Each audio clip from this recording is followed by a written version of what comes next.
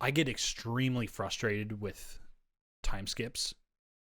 Oh, really? It's bizarre to me to leave it and then re-enter that character's mind in exactly the same place where virtually nothing has changed except for like, in some superficial manner a skill has been learned. Brother, Brother. hello. Welcome again to the Summon Greater podcast. We're here. We're here and we have a considerable amount of things to talk about.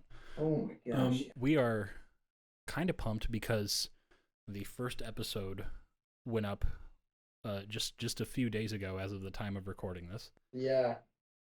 I'm just excited to be making things. That feels really good. It do. I haven't edited a good video in a while. Before we get anywhere, I want to start putting this up front. We take suggestions at the moment for things to cover, your homebrew or whatever frustrations you have about the game, or just any ideas you come up with. We want you to send them to us at our Twitter at summongreater or to our email address summongreaterpod@gmail.com. We would love to talk about the things that you've been thinking of. There's a new source book coming soon. What is that called? We have Wizards of the Coast has graced us with Big B presents Glory of the Giants. Now this one I'm actually really excited for because I love the source books that name drop like so much. Yeah. Tasha's Cauldron, Xanathar's Guide, Mordenkainen's Tome of Horrors, like all the ones that we get to see like from the perspective of a name that has been in Dungeons and Dragons before. Like Bigby, obviously we have Bigby's Hand, made famous by Sam Riegel and Critical Role, but great spell nonetheless. But we know nothing about Bigby aside from he's got some spells in there. So I'm really excited for this one. Because I have no idea what connection Bigby has to the Giants. Maybe there's some lore out there already that I don't know, but I can't wait to see what's in it. Do we know like a single thing about him at all? Because I don't. I personally know. No. Okay. I have no information about who or what Bigby is. Got it. For all I know, Bigby could be a halfling woman. I don't know. Who's to say? Sorry, in the description it does refer to Bigby as him. All right, there we go. But yeah, that's the other thing. The description that we get on D&D Beyond, obviously it's not going to tell us what's in the book, but it tells us what's in the book. We have some like lists of what you can expect in there, and I'm really excited for it. Yeah, I love giants in media. I think nobody does them quite right. But I really wanna see D&D's take on them. And I know they've existed in D&D in some forms, but like I want that dedicated material, you know? Yeah, I was gonna ask what do you want to see for giants that you feel media hasn't done? So one of the tropes I think that I see a lot with giants is slow movement. And I've heard scientific reasoning in both directions as to why that is or is not a thing, because like effectively they should just be like big ol' humans, right? And like move like them. Like I move my arm like this. A giant in my mind shouldn't have to move their arm like that and like sift through tons and tons of air, which I don't know, maybe that is also a thing that's happening with a giant, but like I don't feel like it should be. Their muscles, like they're proportioned as humans are, so I feel like they should be able to move as a human does. Right, because that's the funny thing to me, because in this I actually do agree with you. I don't like the way the giant's movement has been portrayed either. There are so many people that have been like, oh, as someone who studies physics, and then they give all the reasons why giants have to move that slowly because of their size, because of whatever. My answer to that is, kind of don't care. It's Dungeons and Dragons. It's fantasy. Like, I respect the physics aspect of it because I think it's cool to find out how we can apply, like, actual science to actual fiction. But on that note, I don't understand how our physics that has no way of accounting for magic can apply to an inherently magical creature in Dungeons and Mm-hmm. Dragons. So I agree. I think that for as terrifying as it would be, I think giants should have a much faster movement speed Yeah. because they've got long legs. Yeah. Yeah. The only this is a little bit of a tangent, but the only scientific argument that I really buy against like giants in media is like cancer.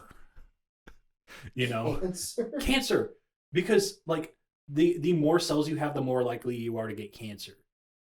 Oh my gosh, I hadn't thought of that. You know, but like cancer doesn't exist in any type of fantasy. No. So like screw that. We're not going to You know? Dungeons and Dragons so your grandma can still die of cancer. Yeah. Like that's no. Yeah. That's awful. I'm not planning to visit a hospice care. Literally. Like also they have magic. Let's talk about this realistically for a second. Yeah. A decently middling level cleric gets restoration spells. That's really true. They can cure cancer like that. Yeah. It's a mild inconvenience to them. Restoration oh no, spells. we have to travel to a big temple where someone knows the better version of this spell. Yeah. Yeah. Healing in general in fantasy is like supposed to be bullshit. Like it's supposed to be able to heal anything to a certain degree. Right, unless it's like a fatal wound, you know? Right, and I mean that's where the whole argument about long rests are overpowered comes in. Because they literally heal you. Yeah. That is insane. Yeah, and that's something that like all the rules lawyers out there who will say, "Oh yeah, long rest you shouldn't be able to heal during a long rest. It should take you months or years or whatever." To all of the people out there who genuinely believe that, I would say to their face, I don't think Dungeons and Dragons is the game for you. To that end, though, I would be interested in watching a campaign that's run like that. I want to know how it goes because I feel like there must be a way, you know? I think it would be interesting. Yeah. But at that point, there are hardcore systems out there that are not Dungeons and Dragons. I think if you want a more hardcore experience, you should look to one of those. That's true. Yeah. Yeah, you really should be looking to like some kind of thriller system. Right. At that point. That has like scar settings and like trauma settings and things like that. Because if you're looking at it and you're going, a long rest doesn't heal you, then realistically, you also need to spend several more hours in your combat describing where you got hit, what muscle just got severed, what can you no longer control about your body anymore. Mm-hmm. And it's just, that's not part of Dungeons and Dragons. That's a different system, at least in my opinion. That's how I feel. That is something I'm really enjoying watching Critical Roleplay Candela Obscura. Oh, yeah. I haven't started that yet. You're going to like it a lot, I think. That would be really fun to run at some point. I couldn't see making it my main system. Yeah. After watching it for a bit. It just, I don't know. It doesn't, I'm a high fantasy guy. Yeah. You know, I'm going to want my crazy insane anime moves in my dice game. So. Yeah, exactly. I agree. And I'm excited to learn about the Candela Obscura system because it's a different direction for Critical Role, and like doing it themselves is phenomenal. I'm so excited for that. And they've done a couple different one-shots or like mini-series that kind of are similar to this. Mm-hmm. But I mean, I think they're kind of, it's a blessing and a curse how popular they've gotten. I don't think they could have the same level of viewership and followership if they switched exclusively to Candela Obscura. Certainly not. Yeah. I mean, their success is conjoined with that of Dungeons and Dragons. Yeah. Now, I think that is changing, like, you know, day by day. but it's gonna take a while for that to not be the case, you know. Um, but I would love to see, you know, just a kind of content house like that that can exist in any kind of TTRPG format. I mean, that is the dream, It is honestly. the dream, and Yeah. I think that happens for sure when any new system becomes like a solid number two. Now, like Pathfinder is kind of there, but not really. Pathfinder's like a solid 1.5. Like, it's. You don't run Dungeons and Dragons, pack up from a session, and then go, okay, next week we're playing Pathfinder. Yeah. Like, you're either running D&D or Pathfinder. So that's interesting. Do you think that in order for a system to quote unquote rival D&D, it would have to function like kind of similarly or drastically different? Or is that a consideration at all? I think my opinion on this, I think for a brand new created system to rival Dungeons and Dragons, my expectation for that system would be that it uses the D20 dice system Mm-hmm. because that is arguably what Dungeons and Dragons is most famous for. True. And I think it would need to take the D20 dice system and a lot of the core elements that Dungeons and Dragons uses, like skill checks, combat, and things like that, that um, rely on the D20 system. And I think they would have to use all of those core tenets of Dungeons and Dragons, but they would have to change something in those drastically enough to say, I prefer this over this for XYZ reasons. Yeah. I think that it would really just require a drastic rethinking of what Dungeons and Dragons has already done. Mm-hmm. Because what D&D is and has become, it is the largest piece filling the TTRPG hole. Yeah. You're not going to be able to create something, at least I don't see how you could create something drastically different from Dungeons and Dragons that would take its place. Right. Something that you and I have talked a little bit about is how D&D has kind of outgrown itself, being or meaning that it it is no longer what it was designed to be in the first place. And Right. you can see that very clearly through remnants of the old systems, Yeah. you know, because it was just a strictly a dungeon crawler Yeah, in the beginning of its life. It was an interactive board game, Yeah. essentially. Basically, yeah. But a lot of that is left, and just, you know, like the equipment system is the perfect example of fat to be trimmed in the system because nobody uses it. Yeah. That's, again, going back to, like, maybe not the system for you. Like, you can still make equipment relevant, make spell components relevant. We see it on Critical Role. They Yeah. use spell components. They do that very well. Matt Mercer is really good at reminding his players, hey, do you have this in your bag? Do you have this in your inventory? Can you actually do the thing? But for so many home DMs and home campaigns and groups, they're not playing Dungeons and Dragons for checking inventory and filling quotas for items that they need to collect in order to do the thing. They're playing Dungeons and Dragons to tell a story. Yeah, it's a role play environment. Exactly. Yeah, they're there to have the experience of being heroes. Mm-hmm. So I think that's something that you have to have a specific play group to do the equipment or That's the true. spell components thing. Yeah. Because I also think that's less drastic of a shift away from traditional Dungeons and Dragons than the argument about long rests. I don't think wanting to use equipment or wanting to use spell components necessitates someone playing a different system because there are still, like you said, there are still rules for it here. Yeah. But the long rest thing, that's always been a thing. And I think it's because at the very beginning of Dungeons and Dragons, it was exclusively a dungeon crawl. It was exclusively you are building a character to go kill things in a bunch of different rooms consecutively. So they had to make the rests overpowered. Yeah. So that you could actually play the game. Yeah, for real. In one of the campaigns I played in recently, we did a long dungeon crawl, like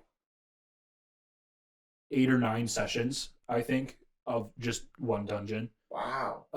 And it was actually really fun and engaging because there's a name for this. I can't remember what it is.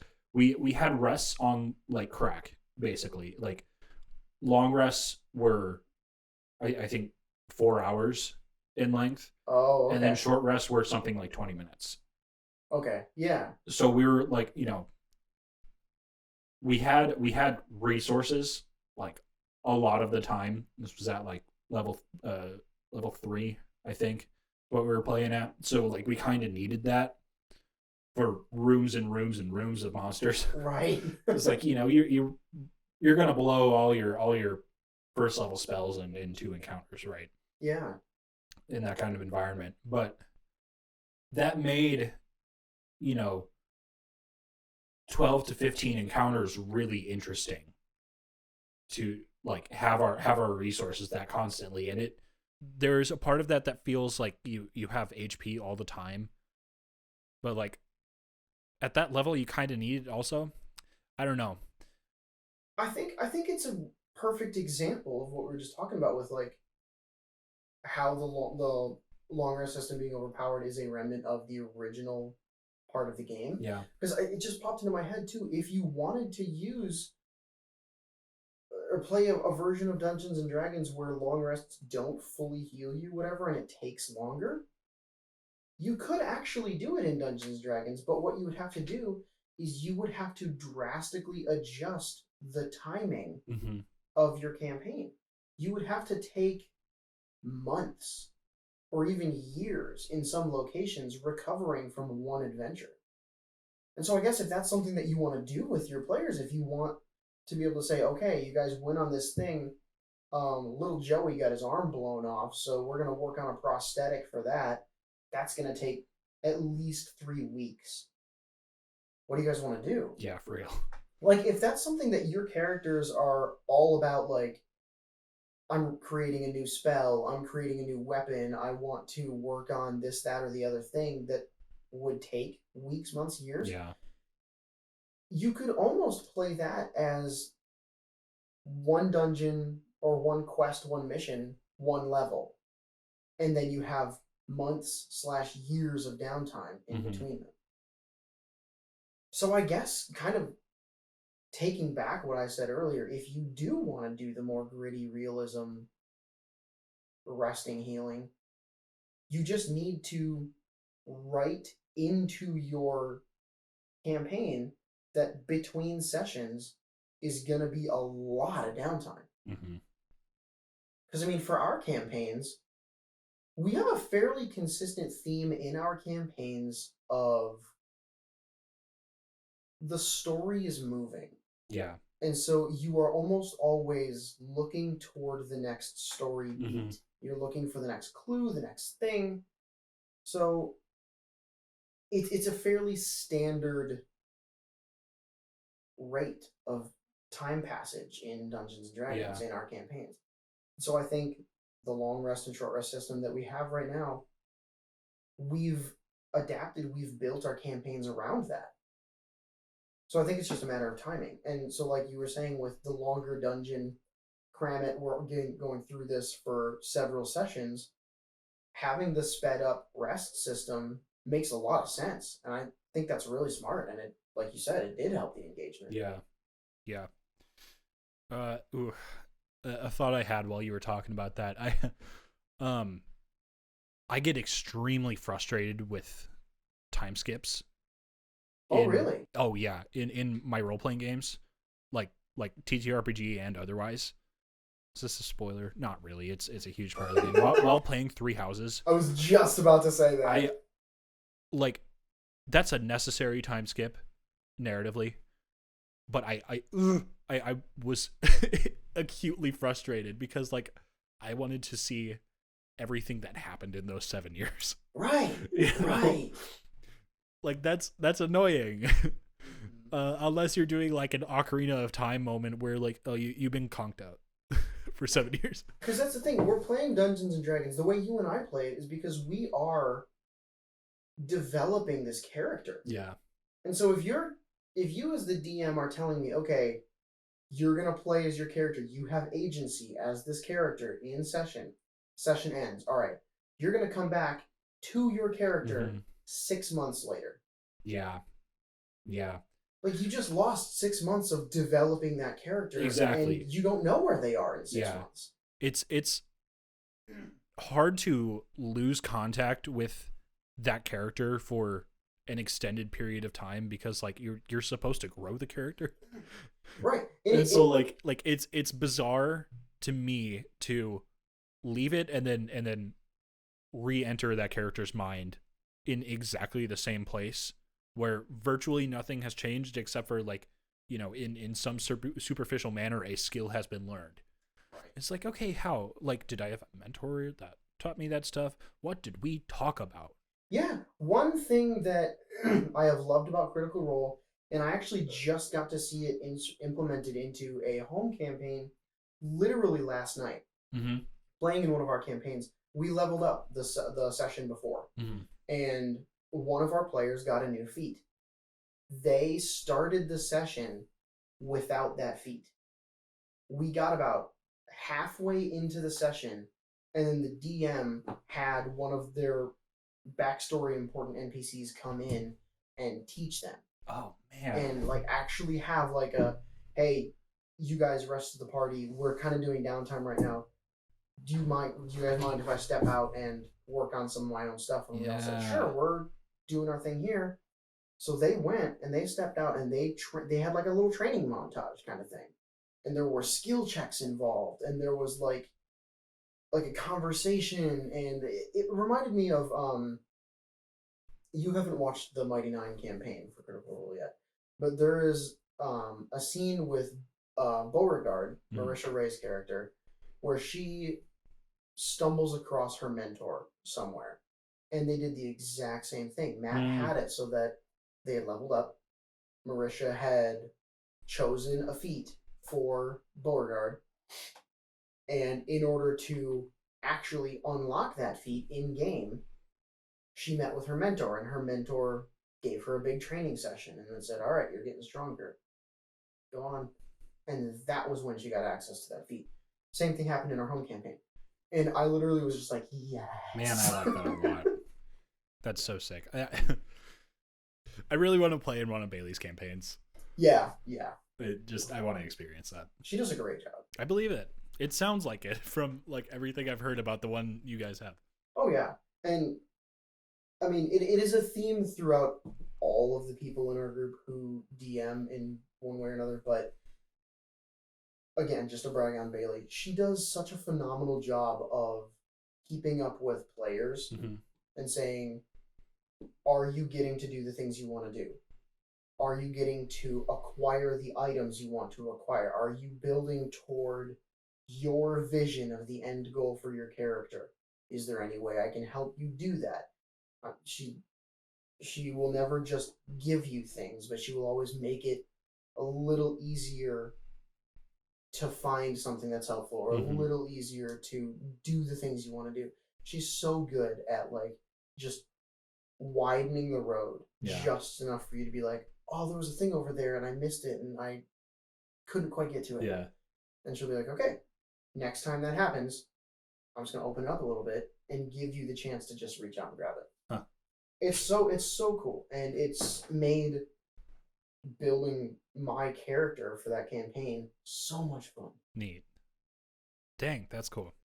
And yeah, speaking of going after things and how you're building your character, returning to the whole Bigby Presents. Yeah, go for it. We kind of went on a big tangent there. I mean, that's cool. Phenomenal tangent. Loved it. But I've been looking at the overview that Wizards of the Coast gave us for kind of what's going to be in this book. And they have listed how many new things we're going to get. Which I'm really excited about because we're getting a new barbarian subclass. Okay. Which I think is sorely needed. Yeah. Very much so. Yeah. It is going to be, thematically, Path of the Giant Barbarian. Yeah. Which I am hoping and praying it has some similar abilities to the Rune Knight Fighter subclass. Are you familiar with that? I'm not familiar. Very Nordic inspired. Okay. You etch runes onto your weapons, armor, shields, etc. The runes have different abilities. They have passive abilities and activated abilities that you can use in or out of combat. I can't remember all of them off the top of my head, but I know one of the passive abilities is that it doubles the amount of weight that you can pull or push or carry. One of them gives you dark vision out to 120 feet. And then you can activate them once per day in combat. And one of the activated effects is they're so strong. One of the activated effects is that whenever a creature you can see within 30 feet successfully makes an attack roll, you can activate your rune to change the target of that attack to a different creature within 30 feet. So, if you have, a boss battle and they're a horde of enemies and they come up and they just ham down on one of your allies, you can activate that rune and make the boss have done all that damage to one of his minions. That's crazy. Yeah, it's so good. What are the stipulations for that? That's it. It just happens. That's wild, man. Yeah. And I mean, they nerf it by making it once per day. Okay, yeah. Which is okay, cool. It's this crazy powerful thing you can do. And it's awesome. But then, aside from the runes, one of the other abilities that you get that it kind of revolves around is, I don't remember what it's called, but you just enlarge. Okay. You grow one size larger. Wow. And your weapons deal an additional 1d8 damage. Sheesh. And it lasts for 10 minutes, I think. And then, again, at level 17, you grow a second size larger. And your attacks deal 2d8. Are you for real? It's so cool. Dude. And I was looking through it and I was like, okay, for one, this is one of the strongest subclasses for fighter I have ever seen. And I love it so much. It's thematic. You can do so much with a story with this character. Yeah, you really could. But then I looked at it and I was like, why is this not a barbarian subclass? I don't like that barbarians don't have anything like this. The giant thing in particular that you're describing is weird to, until now, not have as a barbarian thing. Yeah. So my hope, my utter hope for Glory of the Giants is I want this new Path of the Giant Barbarian to be able to grow. Please give me an enlarge. Give me a massive damage buff while you are enlarged. I think barbarians deserve it. They don't have anywhere near the utility that every other class has. Let them hit stuff harder. Yeah. Please. Yeah, why not?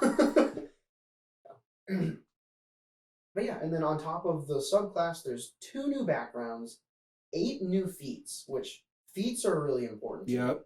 I love it. We are getting 8 new feats. That's awesome. And it specifically says 8 new feats to unleash runic magic and wield elemental power.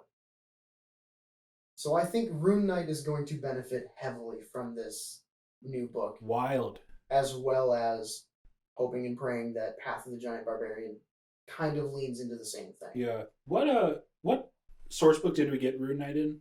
Tasha's Cauldron of Everything. Really? The archetype of the Rune Knight fighter was introduced in Tasha's Cauldron of Everything. Okay. Well, that answers that question. Shows me I need to read my Tasha's. Go figure. Okay. Yeah, right. there's so much in that book. It's hard. Yeah. It's hard to get through there without having like 18 light bulb moments and frying your servers. There's just so much in that book. It's so I good. come away with something new every time I crack open any of my source books. Yeah. I have a hard time retaining the wealth of info they shove in there. There is so much, and I could go on another huge tangent about how, with all of the source books in Dungeons and Dragons that we have right now, we essentially have 4 or 5 different games. What do you mean? I mean, like, we have that much content, yeah, but like, you think in the way they play, it's that drastically different. Yeah. I think I would certainly say that about at least like Spelljammers. Yeah, system wise, and like the way I'm looking at it is the different versions of the different versions of Dungeons and Dragons that we have had up until this point. Mm-hmm. We had D&D 3, D&D 3.5, 4th edition, which was very, very short-lived, and now we're in 5th edition. I could be wrong, but I don't think we ever got the number of additional source books for any of the other editions that we've gotten for 5th edition. Well, that I could see. Yeah. 5th edition is essentially 3 new editions of Dungeons and Dragons wrapped up into one. Like, they haven't changed any core mechanics, so I understand them not making a new edition yet. Mm-hmm. But with all of the new things that they have changed, with like how the racial abilities work, how the racial bonuses work, the lineage system that came new with Tasha's, there are so many different ways to play 5th edition now. Like, you almost have to ask which character creation system in D&D are you using? Yeah. Which magic item list are you using? Or right. that you're not allowing? Like, there are so many. This just popped into my head. Yeah. It's like playing Skyrim, but everyone keeps adding more mods. Okay, that's a really good description. Yeah. Yeah, and honestly, that seems to be kind of the ethos behind 1D&D as well. Yeah, which is really exciting. We're gonna have to do like a whole separate analysis episode for that. Yeah, there's so much new content that just came out for 1D&D as well. I just I looked up just now all the release dates for original source books. Oh. 5e came out in 2014. What? It's been 9 years. That's insane to me. Yeah, isn't it? I mean, it makes sense. But that's baffling. That's really nuts. Yeah. Yeah, before that, 4th came out in 2008. Wow. Yeah. Yeah, so that was around for 6 years before 5th came out. So we are 3 years past their previous new edition. Yeah. Yeah. I mean, I'm glad that they're putting in as much work as they are on 1D&D. Yeah. I think it's going to be good. Mm-hmm. There are a lot of people that disagree with me. I think it's going to be good. I mean, there have been plenty of causes for concern, know, my gosh, like throughout the development. Yeah, and don't even get me started on the fiasco. Yeah. Yeah. Any of the several. For any of you who are not informed on all of the various controversies that Wizards of the Coast has been involved in, we'll let you do your own research on that and just read about what happened. Well, suffice to say, it's part of the reason that like we do think it's super healthy to have a contender in the space. Yeah. Because like for as latched onto the bosom of this game as we are, like it would be very nice to have something that can really offer some variety with as much popularity as D&D does. Yeah. And I think even though I may not have realized it when I said it, I think that's why I believe that to be a true contender to Dungeons and Dragons, whatever other system has to operate at its core very similarly. Because in order to take people away from Dungeons and Dragons, a new system would have to function so similarly that D&D players could pick up their things, drop it in a Oh, new system, and that's super say, true. "Okay, go." Yeah. Yeah, you're so right about that actually. I mean, you've spent an insane amount of time, developing your own stuff. You're hundreds of characters under your Beyond account, right? Yeah. Like that, you can't just port that to something else. No, especially not if it all of a sudden doesn't use the D20 system Oh, right. or Yeah. has drastically different class system, Yeah. doesn't And, have the same stats, something like, yeah. yeah. And I guess you can port, but like, it takes the amount of work that creating literal homebrew in D&D does Yeah, at that exactly. point.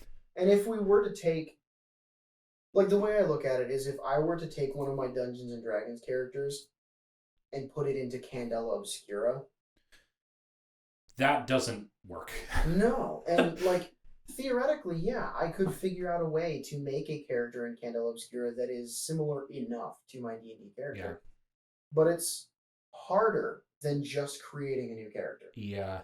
I think the core requirement that we're missing here is that it's kind of just got to be high fantasy, because I would say high fantasy. I think it also it would also need to be a 6 stat system at for least the character. I think you still need to have skills, and I think that you need to use the D20 system, and I think the magic system needs to be not too different. I think there's the most room for leeway with the magic system, but I think you're right. Like there needs to be a bit of a through line. Right. Like the mechanics of the magic system, screw with it, play Yeah. with it, do something wacky. But the magic system in and of itself still, I think, would need to revolve around spells and like the magic abilities, magic items, etc. Yep. I think that would need to be present in a Dungeons and Dragons rival system. Totally agree. I've been itching to talk about this thing you wrote down. You wrote down. Let me put this in a not shorthand sentence. How do you approach rolling a nat one with a high total due to your modifiers? Yes. Now, my opinion, is that like past a certain point, the fact that it's a nat one kind of not shouldn't matter, but should matter less. Yeah. If you're gonna roll a nat one and your modifiers get you to like 13, like that sucks. You fail, but I don't know if it's in my mind. I don't know if it's a crit fail at that point. Right. I think the way that it kind of sounded in my head was a natural one that stays close to the actual number one is a catastrophic failure. Right. A natural one on the dice with like a plus 17 due to abilities or proficiencies, whatever, is catastrophic, but not a failure. See, that was my first thought while thinking about this, but why I don't think I agree is if you roll a 1 on an attack roll, I think your attack should miss, but it shouldn't be a disaster. Yeah. Like if it is a higher modifier like that situation. I don't know though. And like I know I understand why you're saying that. And I think it's because we just never did it that way. That could be. Yeah, maybe it just needs to be play tested. I mean, because realistically, I know you played in a campaign before we met in college and we played ours together, but the one that we played together we played for several semesters every week. It was the most consistent, and it was the one where I think we both honed our skills at TTRPGs. Yeah. And I didn't know how to balance a catastrophic failure. Yeah. So I didn't do it. Fair enough. Nat 1 was just, ooh, you failed. Doesn't matter what your modifier is. That's you true. failed. You kind of were doing that already. Yeah, and I would suspect a lot of tables also do. Yeah, it's a really, really convenient fallback for if you are a new DM or you're just not comfortable saying your really amazing magical thing breaks. Yeah. Because that sucks. Yeah, or like you hit the cave wall and like it caves in on you. Yeah, You know? exactly. Like it's just not fun. Yeah. If you're trying to tell a heroic story.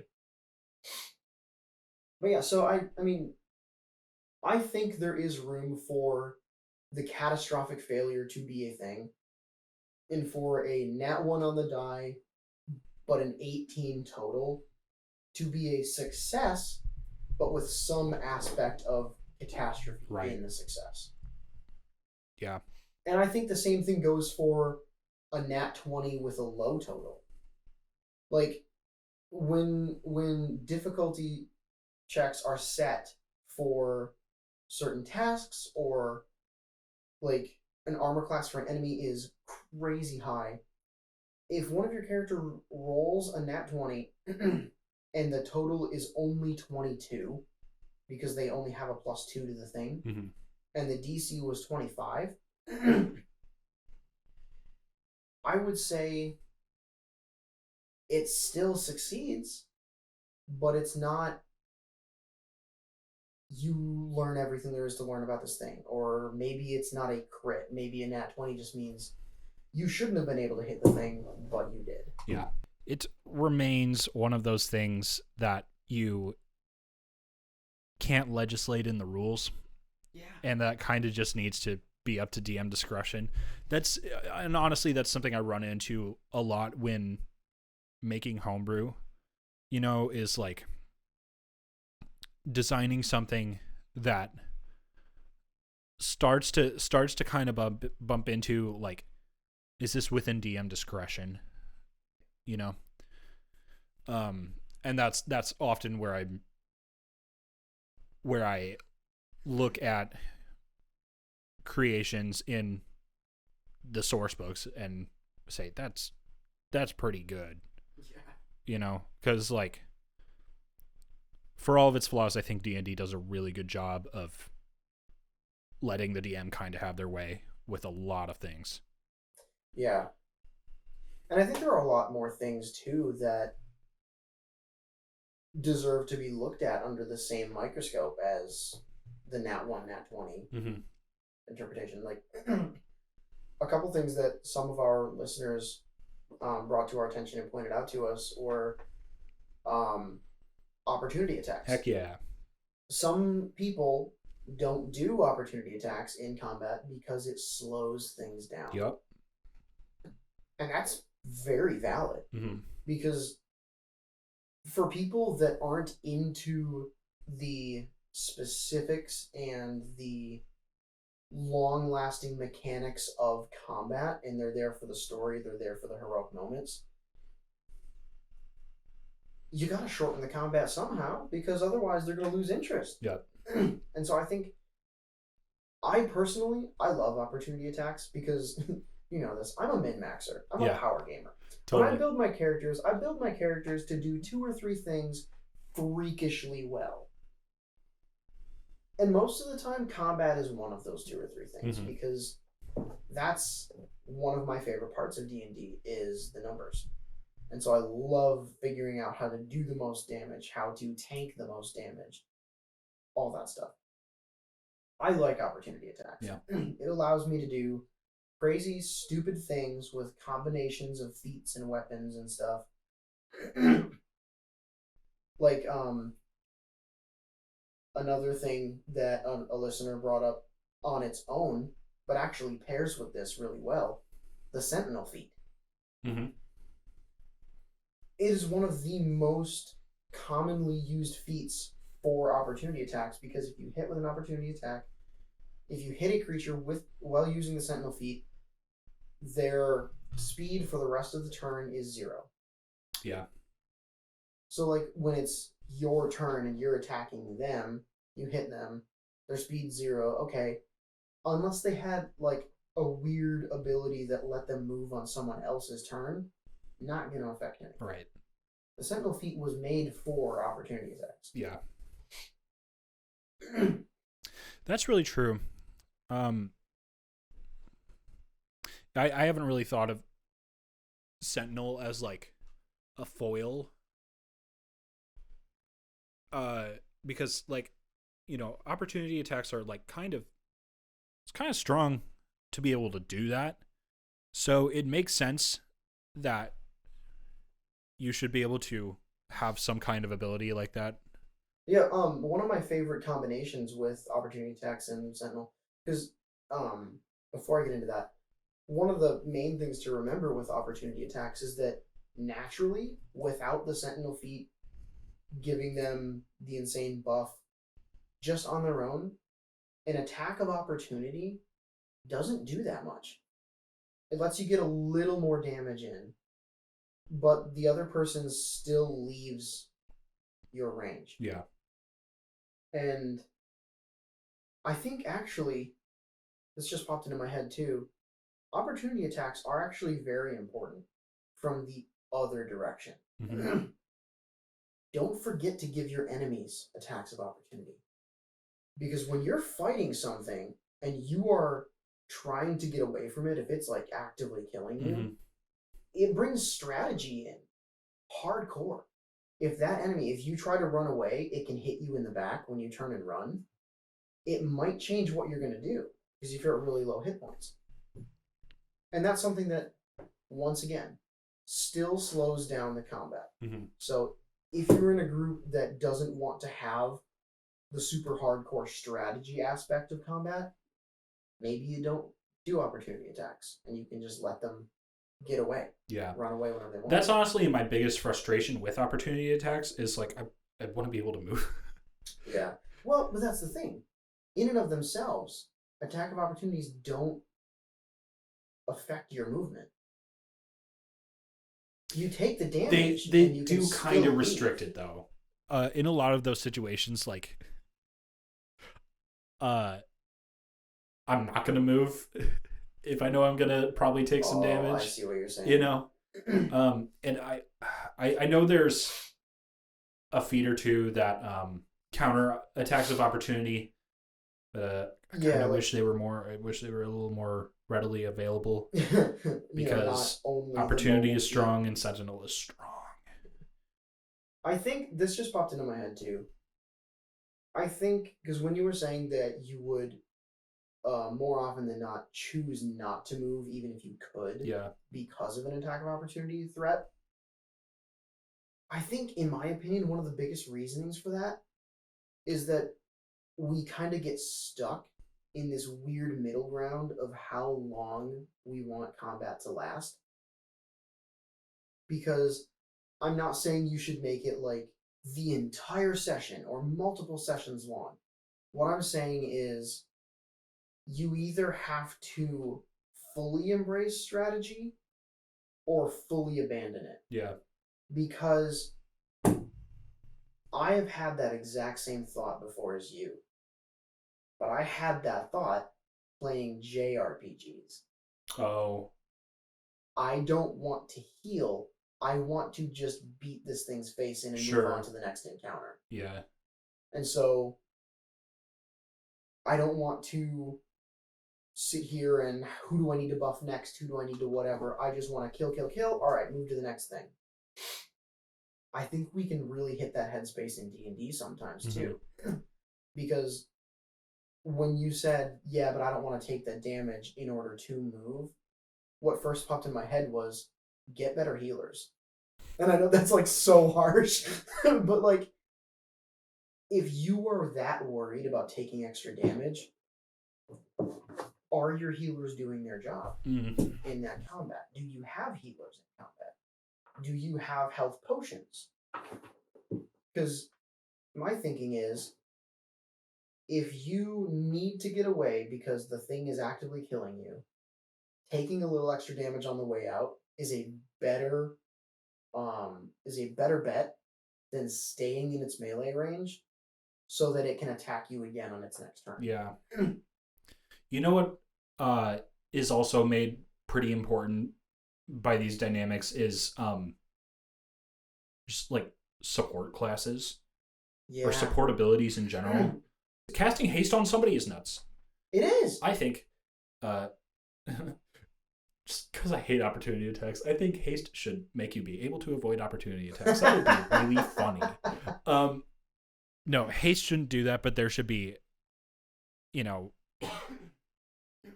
should be people in your party that can get you out of those situations and help you disengage with relative safety, I think. Yeah, and that's something that is a great conversation with your playgroup. Yeah. Because there are a lot of times when people just don't understand the support classes, or they don't understand the importance of the support classes. And they have this thought in the back of their minds, like, I want to be a hero. I want to save people. I want to do the thing. I want to save the day. How can I do that if all I'm doing is going, here you go, your turn. Here you go, your turn. Mm-hmm.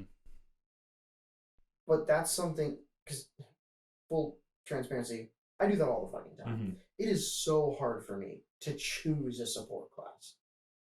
Because I am a barbarian at heart, and I will die a barbarian. I want to hit many thing, many time, many hard. Yeah. But the support classes are so important too.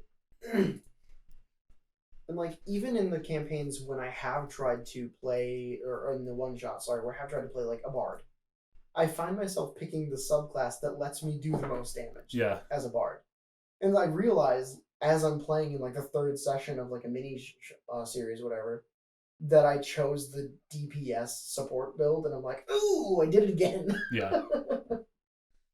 But yeah, so I think that opportunity attacks are, I think they are an important part of combat. Mm-hmm.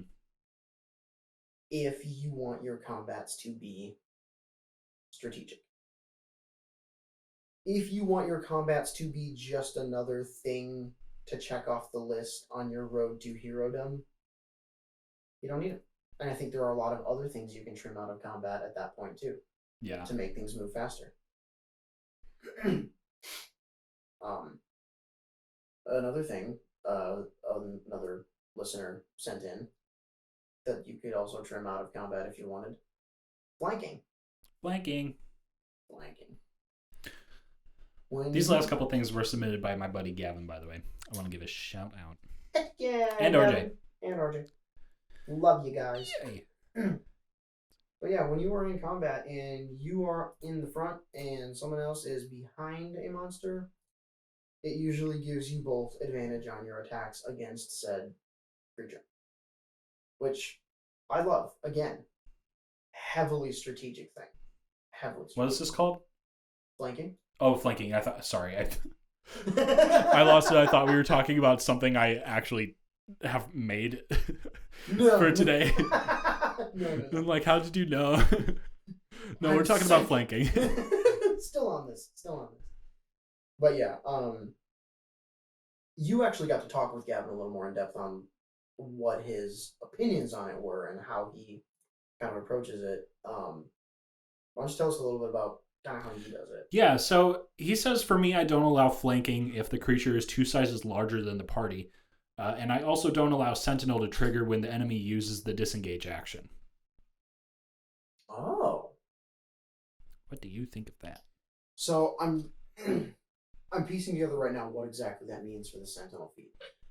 So if the enemy is 2 sizes larger and they use the disengage action, the Sentinel feat cannot hold them in place. Mm-hmm. I think that makes sense. I think so too. I think that's really smart. Yeah. The size requirement, like the size differential there, is I think something that kind of like spell components doesn't really get talked about or mentioned until it is like you cannot not talk about it. Like, yeah, you're fighting a dragon, there's a size difference. Anything under a dragon, we'll just fight it. I'm not gonna worry about how big it is. Right. Yeah, but like, you can't even do that kind of thing to a bear necessarily. It's a big bear. I mean, they tend to be. Yeah, no, I see what you're saying. Like, realistically, I'm gonna pretend I didn't just say that.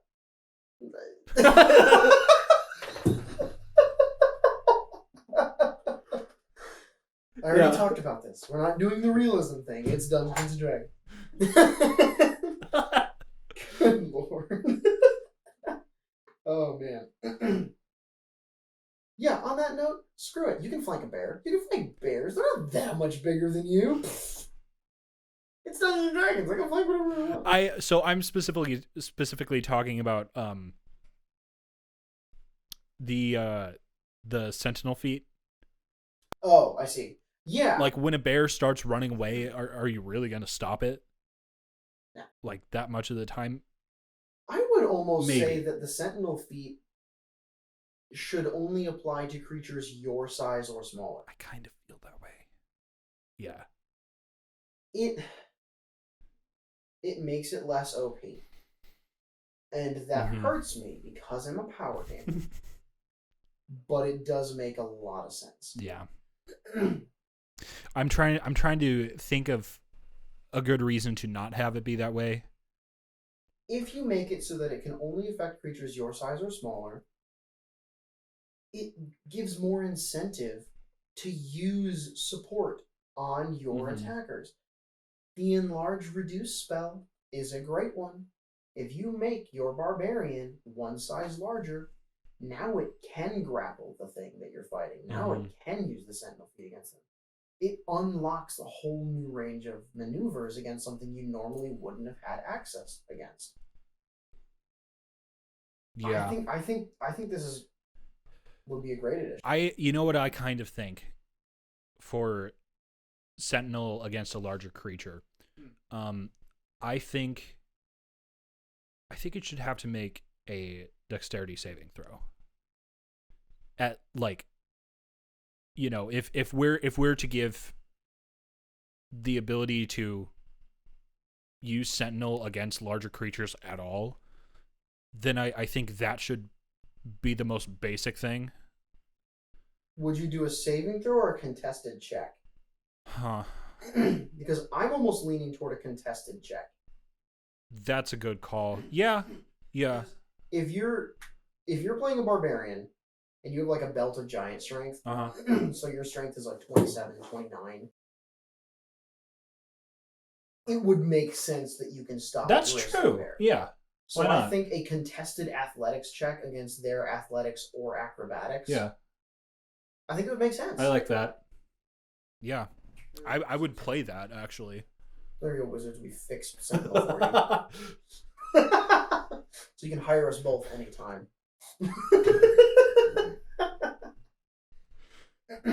Yeah, I agree. I would play that. I think that would be a good one. Mm-hmm. That might, honestly, like, we should play test it. I think it would be fun. Yeah, I mean, we can put that in any of our campaigns. That's the nice thing. That's a subtle enough detail that we can just throw that into any of our campaigns right now. Yeah. Just be like, new thing. Yep. All right. That is going to do it for this week. Remember, if there's anything you want us to talk about on the podcast, submit it to us at our Twitter at summongreater or to our email address summongreaterpod@gmail.com. We would love to hear your creations and your gripes and your suggestions and your admonishments. Not about us, but, anything. And about us. Thank you for watching. We'll see you next week. See you later.